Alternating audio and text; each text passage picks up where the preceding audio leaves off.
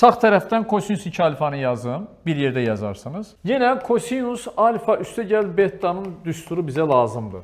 Burada alınır kosinus alfa, kosinus beta çıxılsın. Sinus alfa vurulsun, sinus beta düsturu. İndi burada yenə betanın yerinə alfa yazaq. Olacaq kosinus alfa üstəgəl alfa, yəni 2 alfa bərabərdir. Kosinus alfa, burada da kosinus alfa. Bir-birinə vuranda olur kosinus kvadratı alfa. Çıxılsın. Sinus alfa vurulsun, yenə sinus alfa. Çünki betanın yerinə alfa yazmışıq. Eləcə sinus kvadratı alfa.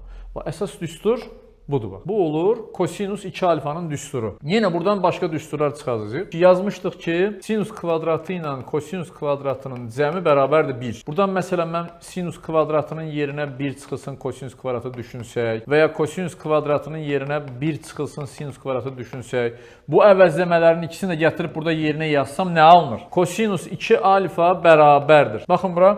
Sinus kvadratının yerinə 1 çıxılsın kosinus yazsam, qalır burada kosinus kvadratı alfa çıxılsın kosinus kvadratı alfa. Açandan mötərizəni belə bir düstur alınır. Kosinus 2 alfa bərabərdir. Kosinus kvadratı çıxılsın 1, üstəgəl kosinus kvadratı. Yəni 2 kosinus kvadratı alfa çıxılsın 1. Biri bu. Bunlar hamısı bizə lazım olacaq. Bir dəfə də burada kosinus kvadratının yerinə 1 çıxılsın sinus kvadratı yazsaq, belə bir düstur alınır. Da bunu bir başa yazıram. 1 çıxılsın 2 sinus kvadratı alfa. Bax, bu 2 dənə də 1. Lazım olmur. Əsas tangens 2 alfadır. Tangens 2 alfa bərabərdir. 2 alfanı yazmadan əvvəl.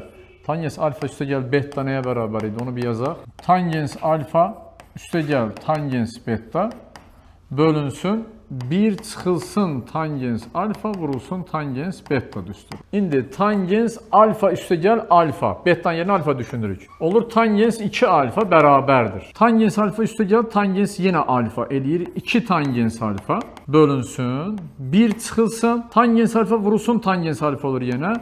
Tangens kvadratı alfa olmuş olur. Bax bir düsturu da bu. Tangens 2 alfanın düsturu.